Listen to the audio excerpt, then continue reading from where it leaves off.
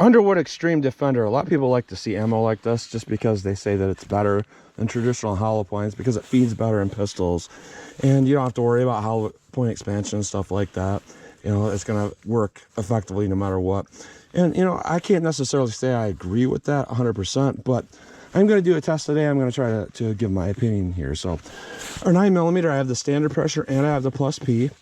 The 38 Special, I have the standard pressure and the plus P. And what we have is 90 grain here for our 9mm and 100 grain for our 38 Special. I'm going to do a 5-inch barrel 9mm, 3.2-inch 9mm to do our compact and our full-size gun. And 38 Special, I'm going to do a 4-inch revolver and a 2-inch revolver, same thing there. So it'll be interesting to kind of see what these get. Now, a lot of the talking points to this stuff is that it causes damage based on it, like its stretch cavities and stuff like that. They're basically insinuating that hydrostatic shock is creating that pressure. But on the flip side of that, you know, it is well known that you have to achieve like something like 2,200 feet per second for that to even be a thing. So it's kind of contradictory in and of itself.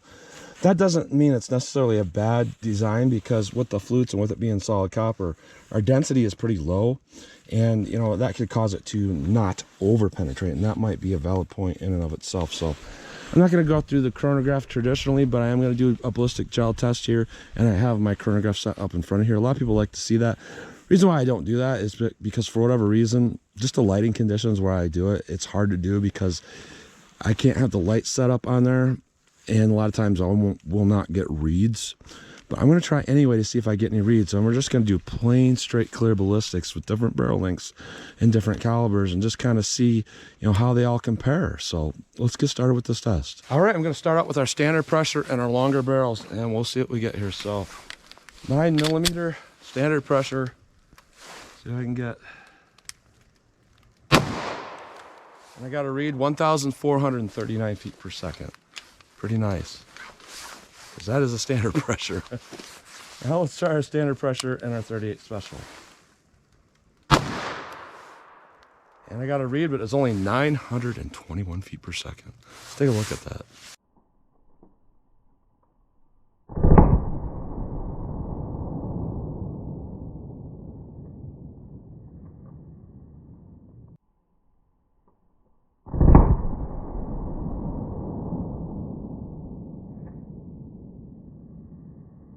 All right, that's very interesting here. I would say with our 38 Special, it's pretty ideal because we're only looking at about 15¼ inches, and we have good damage in there. It bullets backwards, that indicates tumbling, stuff like that.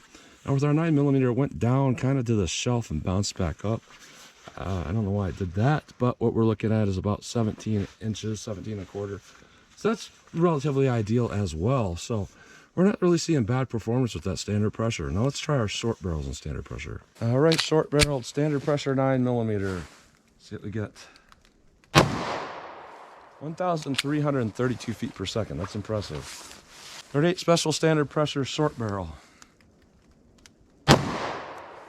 Only 922 feet per second. Let's go take a look.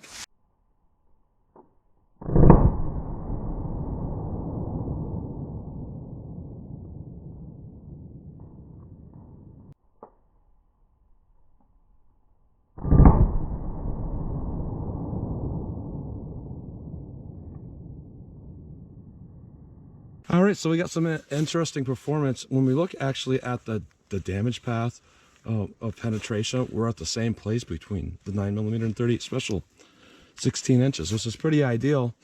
With our 9mm, we actually have a lot more damage, and we have a lot more damage than what we even did with our 5-inch barrel, which is pretty interesting. Our 38 Special still looks pretty similar to like a very low expanding hollow point, so that's interesting. Let's try our plus P's now. All right, 9mm plus P in our 5-inch barrel. See what we get. 1,528, so definitely an increase in velocity. All right, 38 Special plus P. 1,086, so a little bit of an increase with that as well. Let's go take a look.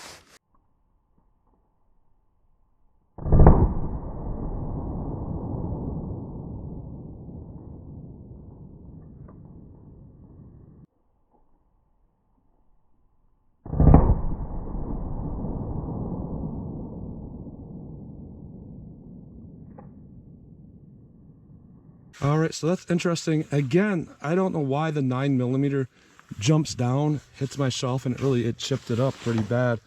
I got a big old chunk of wood missing out of there. Why it does that, I have no idea. But let's push this up here. What we're seeing here is about 19.5 inches penetration. Now, we have to take into account that it did go under the block here. So that's going to go a little bit deeper than what it would have if it would not have. But even so, clear ballistics is a little bit less dense than real gel, and 19.5 inches really is not over penetration in my book. So what we have with our 38 Special is interesting though. It's actually pretty decent. It really does rival that 9mm as far as the damage. And we went up to about 17.25 inches, so not bad. Let's try our short barrels now with our Plus P. All right, Taurus G2C Plus P round. Pretty hot round for something like this. Let's hit it. 1433, that's a lot of velocity for a little pistol like that. All right, 38 Special snub nose. Let's see what we get. 973. Let's go take a look.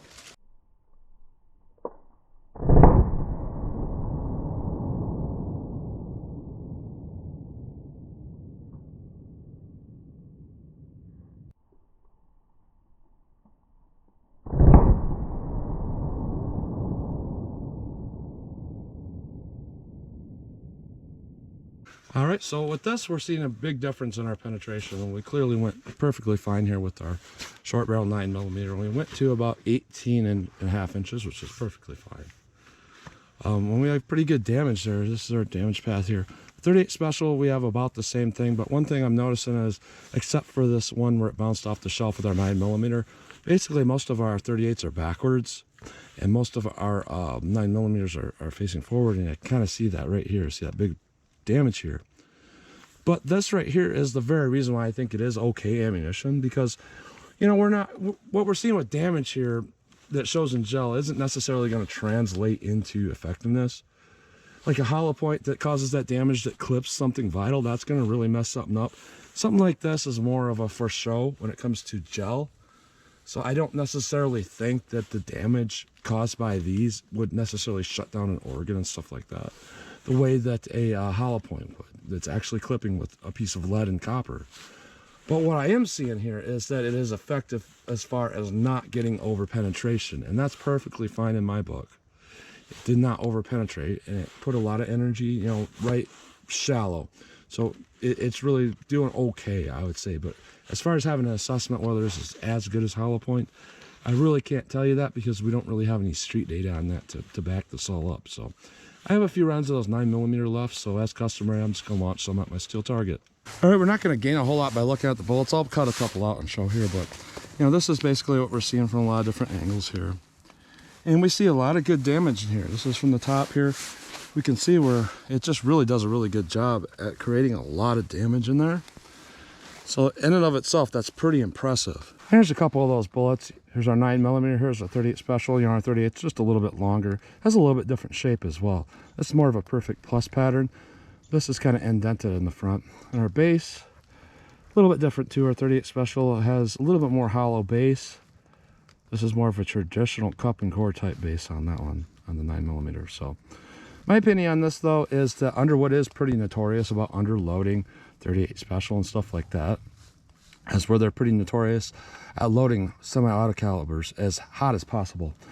Honestly, there's no reason why with the Plus P this couldn't have got up there to like at least 1,200 feet per second in a 4-inch barrel instead of just over 1,000. So I think they could work on that a little bit more. So that's what you get for those bullets. Because I only had some 9mm rounds left, I just came back with my MMP pistol, because this is going to do a lot better than that G2C at distance. And I just thought, 75 yards sounds like fun, because the Plus Ps were over 1,500 feet per second. The standard pressure were over 1,400 feet per second. So I have 2 Plus Ps as the first 2 rounds in this, and then the rest are standard pressure. So let's see if we get at 75 yards, and let's see if they shoot point of aim and impact. I'll try to do my best here. I think they hit. Don't think that was hit. Now, these are standard pressure now.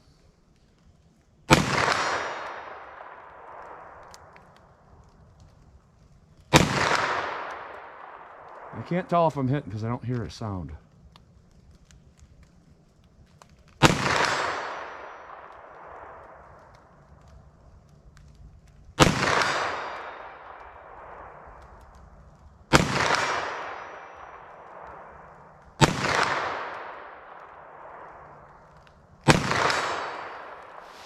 All right, so I did hear a couple impacts there, and it did seem like it shot relatively point of aim and impact. I felt like I wasn't hitting the first few shots. I wasn't sure though. And a little bit low. I mean, about maybe 4 inches from the very center of that down, the lower half of that silhouette there. And I started hearing the impact. So overall, my assessment of this ammo is that it's not particularly bad.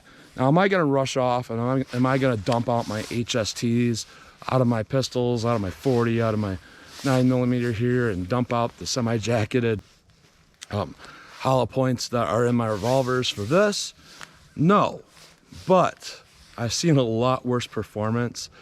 And you know, one thing about this that I didn't test today, people say that it really does pretty well through hard barriers. So one day I'd like to test something like that, go through a windshield into some gel and kind of see what we're getting. And I think they would have to be right about that, because solid copper through and through is very tough. You know, they could take a jacketed, even a bonded bullet. The center is still lead. So even with copper on the outside, that center is still susceptible to really smushing down and not penetrating. As for something that is solid copper, I could see how it would hit something like metal, like glass, keep going. Yeah, it's got those flutes, so it's not going to over penetrate through fleshy material. Now, do I think that's going to do as well as a hollow point when stopping a normal attacker? No, because we're not getting expanded pedals, but I think you could do a lot worse than this. This isn't bad. So that's what you get today. So as always, comment, share, and like, and thanks for watching.